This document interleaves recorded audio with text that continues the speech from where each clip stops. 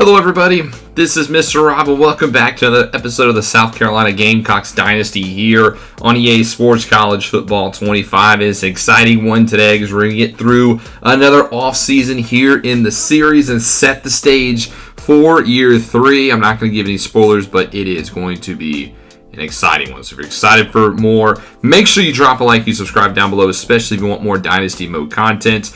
Last episode, we figured out who won the national championship. Oregon, for the first time in school history, is your college football national champions. Here's a recap of our schedule. We went 7-6, and it was a pretty decent year. We beat all the teams we should, and we lost to basically all the teams that we should have lost to. So pretty middle of the pack season, but looking to build upon winning our first bowl game in series history, and our first bowl game here in South Carolina in 5 seasons. So definitely accomplishment for Coach Rob. So let's not waste any more time there. Let's get into the offseason. It's going to be an exciting one. And we already get our first recruit of the offseason, a 3-star safety, Chauncey Parker from Vero Beach, Florida, will commit. Before we get into commits, let's get into the players leaving, and this is where it gets exciting.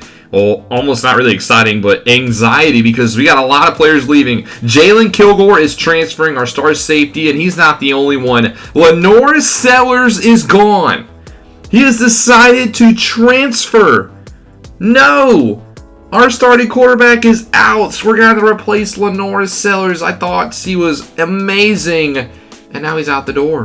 Marquis Anderson also transfers a left guard. And then Dylan Stewart as well. Our best pass rusher for the past 2 seasons. He's gone. I guess championship contender was a big deal breaker for a lot of these guys. So a lot of them are out the door, including the big ones. Charles Galloway, a backup tackle, is gone. So is Simon McAllister. We saw him some this season. He's transferring. Jair Johnson, who had some big plans for, he's transferred. Chance Clements, a return man, he's gone. Other freshmen include Ororo, he's out. Ty Lamb, who was a special teamer who I wanted to get some snaps this season, he's transferred.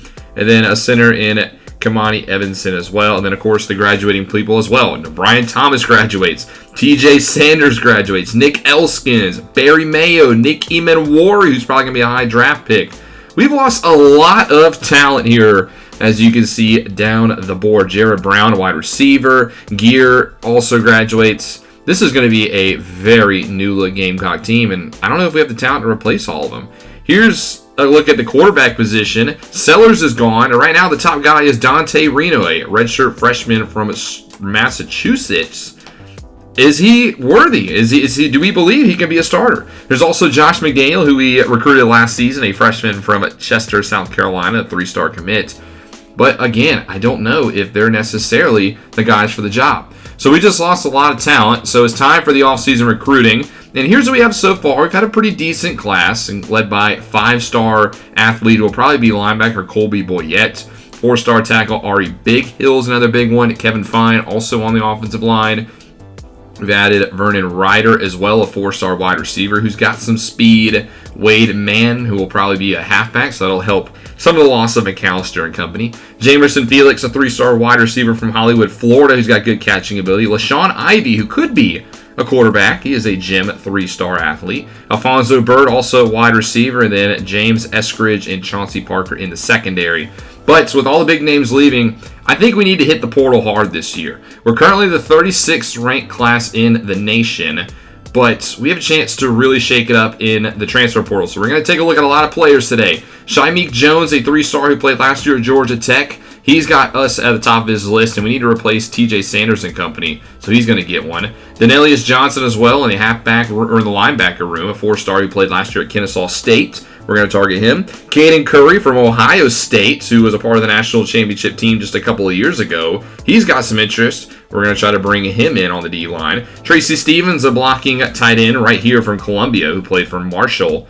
We're going to put him on the board, as well as Nate Johnson, a linebacker from Gaffney, who played for App State.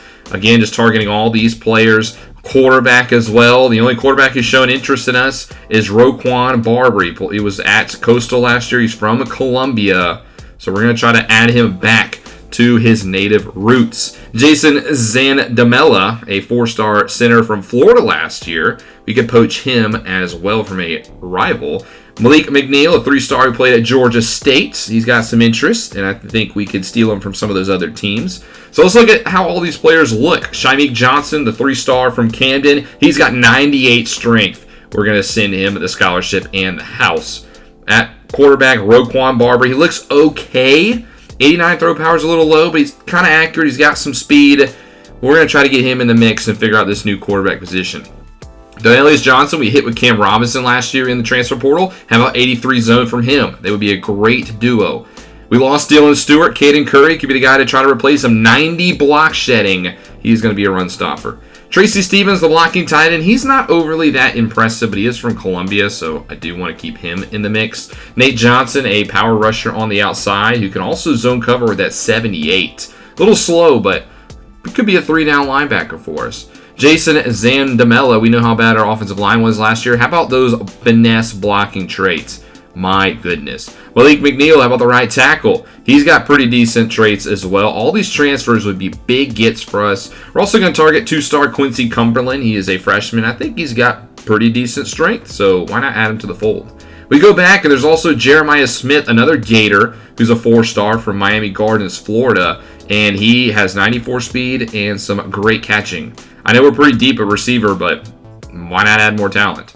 Also throw on Emmanuel Poku, who played last year at East Carolina for the offensive line. He's a 3-star who's out in front with Clemson, but he has stellar traits. So I'm going to try to get into that battle. So here's how we're going to do week 1. A lot of the transfers are going to be at the top. We only have about a couple of players for who are freshmen who we did not get to commit during the season. So all of our target is going to be on the transfer portal in this offseason. So it's going to make for an exciting team next year. Hopefully we can get all of them. We're putting a lot of big-time points into these guys, as well as a couple of other players to try to get into some of these races and also to take the lead in a lot of these other ones, because I don't want these players to go somewhere else. Then a couple of freshmen, Maurice Etugwe and Jared Lehan as well.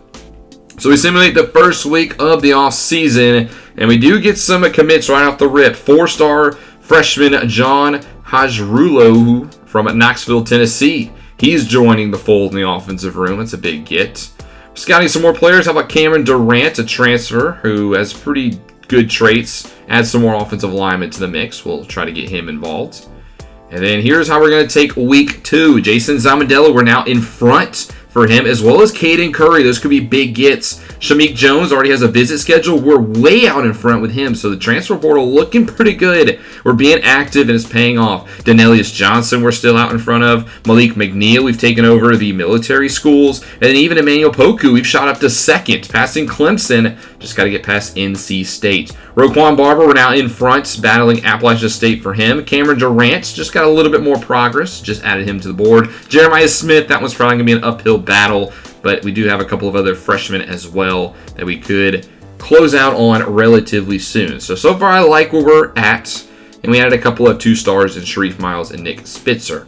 So simulating the next week of off-season recruiting, and we get some more. Caden Curry has committed. The Dylan Stewart replacement is here from Ohio State. I cannot wait to get him on the field. And we also get Shameik Jones. So 2 massive additions to the defensive line come in the transfer portal. That's a good way to replace Dylan Stewart and TJ Sanders. Unfortunately, Jeremiah Smith has locked us out, so we will not get him.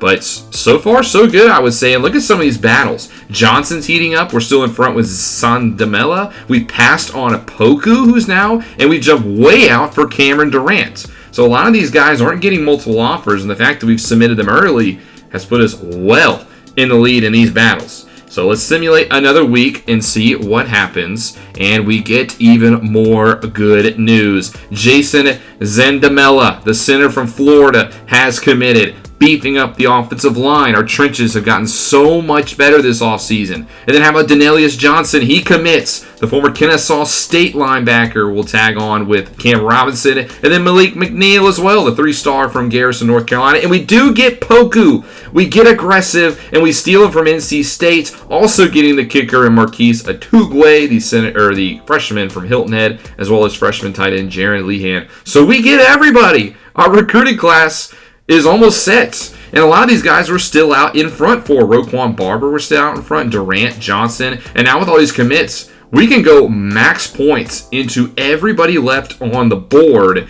and because of that, we get all of them.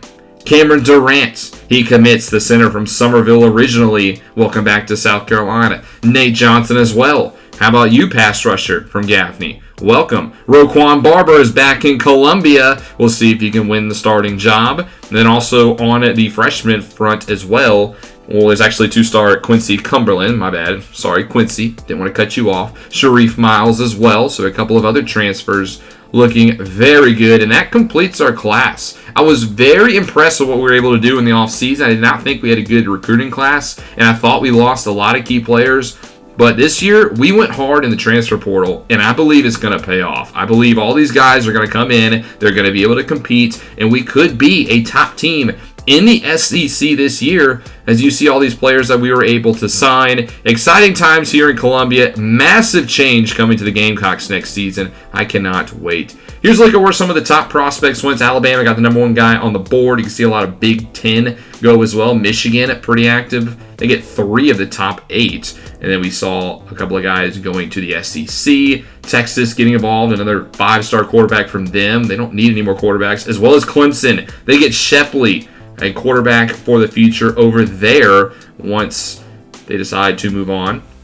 And you can see the rest of the top, or the 5-star recruits, excuse me. A lot of Big Ten, a lot of SEC. Both those conferences are standing out. Oklahoma State getting in the mix for some of these guys. And we even got a 5-star recruit in Boyette. Here's the transfer portal top guys. No 5-star recruits this year in the portal. Last year there was Jalen Milroe, who shocked the world and went to Texas. Had a good season with Longhorns. A lot of the top guys are only 4-star guys, which are still big moves for a lot of these teams. Jalen Kilgore, he's in Georgia, so we will see him this season on the other side of the field, unfortunately. As far as where did our other transfers go, well, let's take a look. First one, Marquis Anderson, he's going to Tennessee, so we lose our guard in conference as well. And then Dylan Stewart goes to Clemson. Out of all the teams, you go to our rival. That really stings. And the big one, Lenore Sellers is now a Tennessee Volunteer, which is very interesting because they don't need a quarterback. They have Nico Ilomieva, who was great last season. So Sellers transferred to Tennessee to be a backup. Why do that? You could have stayed here in South Carolina and been the town hero, and now we got to replace him. Interesting move by Sellers, but that will conclude the offseason. We do have custom conferences, and I did update the conferences. The Pac-12 is now the 7 teams. You see Boise State, Colorado State, Fresno State, and Utah State, and San Diego State all get involved. And then I did add UTEP to the Mountain West. So the conferences have been updated. It'll be interesting to see how that plays. And here's a look at the Gamecocks going into next season. The big question, obviously, who is at quarterback for this team? But I do believe, you see the ratings at the top, we got better. Nick Harbor has progressed. Our offensive line has gotten even more stacked with the transfers. Curry's going to be a big force on that D-line. You saw him, he's an 88. And then Cam Robinson's a 90. We saw Johnson right behind him, an 87. Some questions at quarterback and in the secondary. How do we replace Mayo and Kilgore and company? But if we can solve those issues, this could be a Gamecock team that I think could push for double-digit wins. I cannot wait to get into year 3 with you guys. Hope you guys enjoyed the offseason. Let me know in the comment section what you thought of it. But make sure, of course, above all else, you drop a like and you subscribe down below, especially if you want more Gamecock content. I cannot wait for year number 3. This is Mr. Rob, and I'll see you in the next one.